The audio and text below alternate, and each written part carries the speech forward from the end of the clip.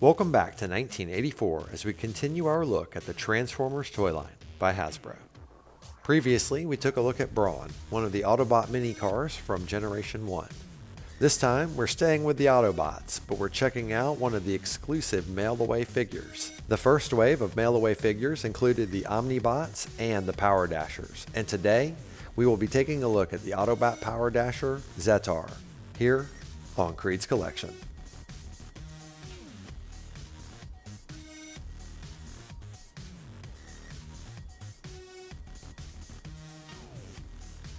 Hey, welcome back to another episode of KREED'S Collection. Today we're checking out the Autobot Powerdasher Zetar from the 1984 Transformers toy line by Hasbro. Powerdashers were available from Hasbro through mail-away inserts that were included with boxed Transformers.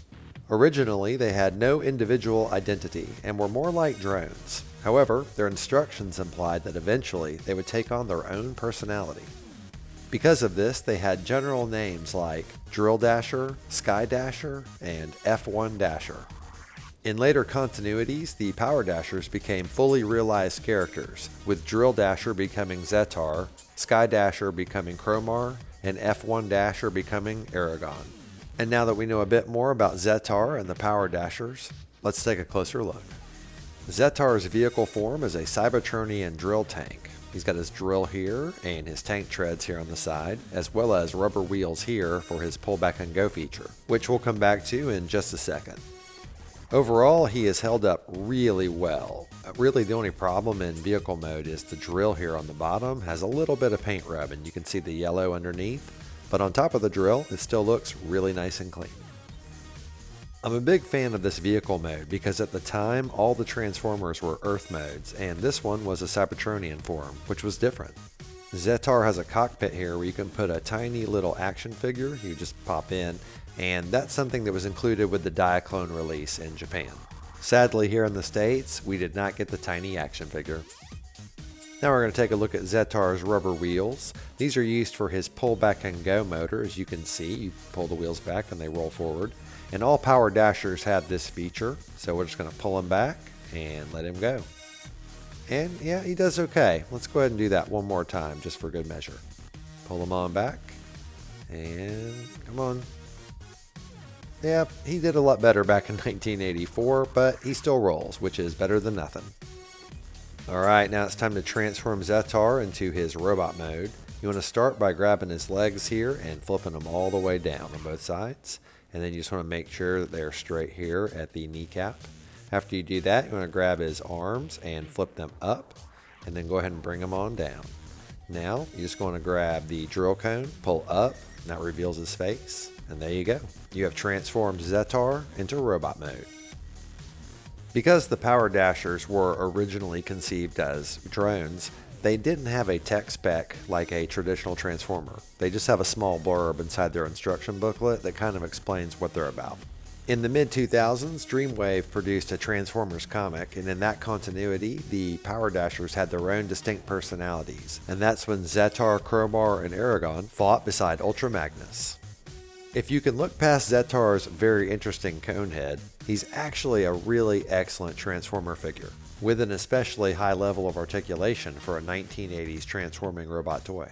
However, Zetar was not the Powerdasher I expected to get when we sent off for him all those years ago. But I'll get more into that in a second. So Zetar's face is a sticker, and it is held up remarkably well. He also has a really good sculpt on his hands and forearms. Right here you can see his thumb and where his fingers will be rolled up.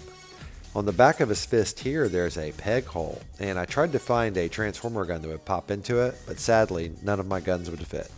But I did discover that this gun here, which is for Skids from Generation 1, will pop right onto the forearm of Zetar. And it is a perfect fit, and I'm glad it is because Zetar has no included accessories, so he needed a gun. I guess I have to go on eBay now and find another one of these guns for him because look how awesome he looks holding it. The stickers here on the front of his body have held up pretty great, especially here on the side. Autobot symbol still looks pretty sharp. And as we come down to the legs here, you'll see one of my few complaints. On the front of the leg, it's really flat with no detail, but if you look at the back here, you see what to me looks like a kneecap and toes. So I wish they would have put a swivel point right here where you could turn that around and then it would face the front, but you'd still have the articulation at the knee. I think that small addition would have made this transformation much better. Now we're going to go ahead and take a look at Zetar's articulation. Here at the knee, he has a 90-degree bend, and also at the hip, he has a joint which allows for about 45 degrees of motion as well. Here at his shoulder, he can reach all the way up, and then at the elbow, he also has a bend which allows him to bend all the way up to his face practically. And that is it. His head does not turn left or right, so that is all the points of articulation for Zetar.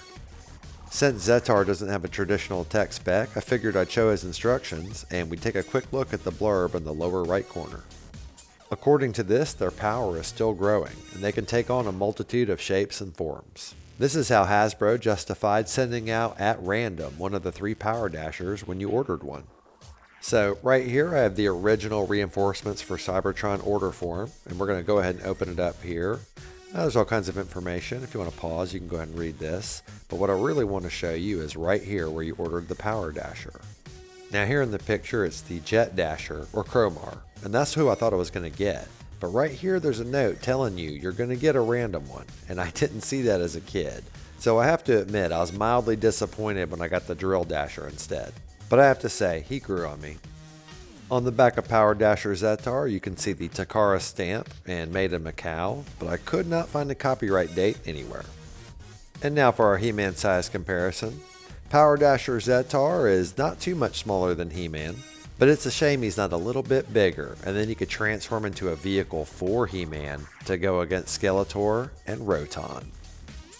Thank you so much for taking the time to watch my toy retrospective for the Powerdasher Drilldasher Zetar from the 1984 toy line Transformers by Hasbro. One of my favorite things about Powerdasher Zetar is that nobody else had him. Anytime anyone came to my house when I was a kid, they would always ask me, "Hey, what Transformer is that?" It was so cool to have a Transformer that, at the time, was very unique. If you enjoyed the video, please leave a thumbs up. And if you have any thoughts, please leave a comment. I love reading and responding to them. And while you're at it, if you haven't already, please consider subscribing. I'd really appreciate it and it would help my channel grow. I do a retrospective on a toy from my vintage collection every Wednesday. So hope to see you next week and every week after, here on Creed's Collection.